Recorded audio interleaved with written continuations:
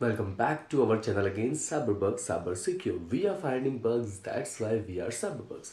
तो मैं हूं आपका दोस्त और होस्ट अभिषेक जोशी। तो आज मैं बात करूंगा हिपा के बारे में, जो है HIPAA। ठीक है, अब इसका जो प्रोनाउंसिएशन है, बहुत से लोग हिप्पा करते हैं, लेकिन इसका जो एक्चुअल प्रोनाउंसिएशन है वो है HIPAA।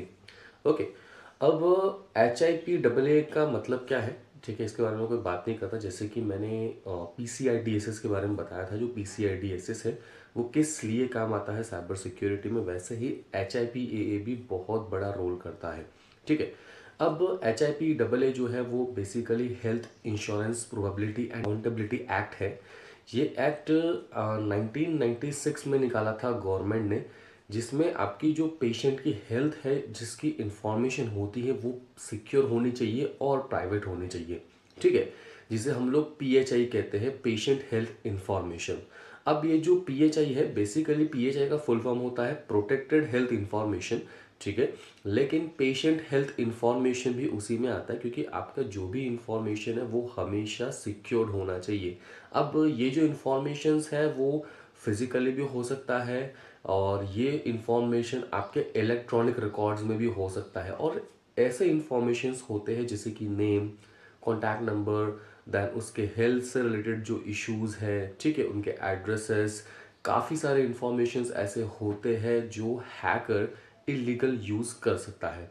ओके, अब ये जो इंफॉर्मेशन है, ये इंफॉर्मेशन को ही सिक्योर करना पड़ता है HIPAA साइबर सिक्योरिटी में। ठीक है, अब देखा जाए तो एक डेनवर नाम का क्लिनिक था।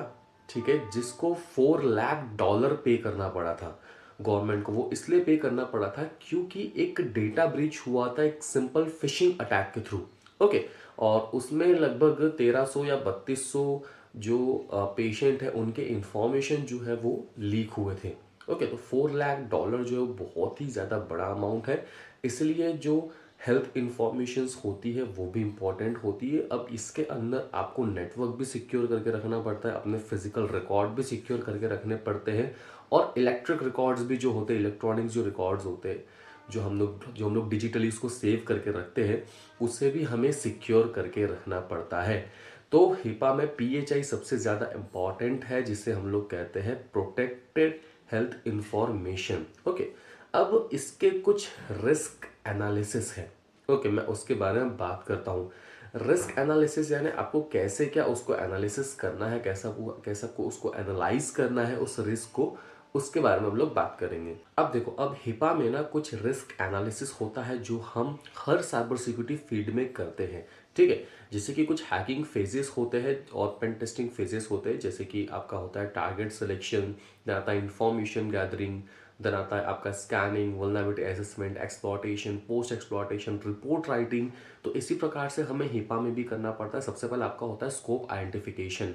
ठीक है, आप हिपा में आप PHI को बरकरार रखने के लिए आप क्या स्कोप आइडेंटिफाई करते हो, क्या आप टारगेट सिलेक्ट करते हो। देन उसके बाद आता है आपका डेटा गैदरिंग। आप क्या ऐसा डेटा गैदर करते हो जो बहुत ही ज़्यादा यूज़फुल हो और सेंसिटिव हो, जो अटैकर यूज़ कर सकता है, और आपको उसे पहले ही सिक्योर कर लेना है।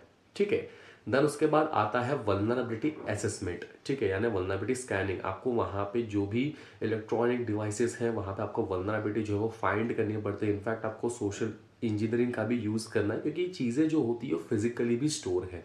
ठीक है, अब यहाँ पे हर एक चीज़ का आपको इस्तेमाल करना है, वल्नरेबिलिटी असेसमेंट भी आपको पूरी करनी है। तो उसके बाद थ्रेट को आइडेंटिफाई करना है कि उसके अंदर ऐसा क्या थ्रेट है जिससे डेटा ब्रीच हो सकता है। ऑल ओवर इसके अंदर आपको डेटा ब्रीच से सिस्टम को बचाना होता है। ओके, देन उसके बाद आता है कि आपका जो वल्नरेबिलिटी है उसके रिस्क लेवल क्या है, हाई है, मीडियम है, लो है या क्रिटिकल है, और आपको उसके पोटेंशियल रिस्क जो है उसको प्रॉपर तरीके से ऑप्टिमाइज करना है। यानी जो भी वल्नरेबिलिटी आपको मिलती है, उस वल्नरेबिलिटी का आप फिक्स कैसे निकाल सकते हो, आप उसको कैसे सिक्योर कर सकते हो। ठीक है, जो HIPAA है ये बहुत ही ज़्यादा इम्पॉर्टेंट है। जैसे मैं आपको बताया था कि भाई एक क्लिनिक को $4 लाख पे करने पड़े थे एक फिशिंग अटैक के लिए। ठीक है, तो ऐसा ना हो करके बहुत सारी कंपनीज जो है वो HIPAA को लेकर के बहुत सीरियस होती है और साइबर सिक्योरिटी टीम्स हायर करती है जिससे वो अपने सिस्टम को, नेटवर्क को सिक्योर रख सके। ओके, तो उनके कंप्लायंस भी होते हैं, बहुत सारे ऐसे कंप्लायंस होते हैं जिसको भी टेस्ट करना पड़ता है।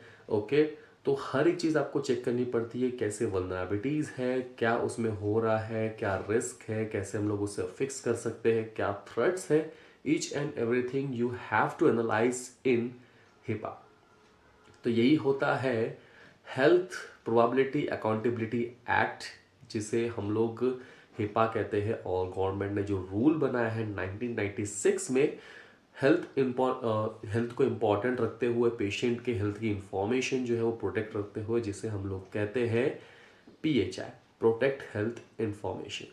ओके, तो आज के लिए बस इतना ही। अगर आपको वीडियो पसंद आए तो लाइक, शेयर एंड सब्सक्राइब जरूर कर देना। साइबर बग्स को मिलते हैं अगले वीडियो।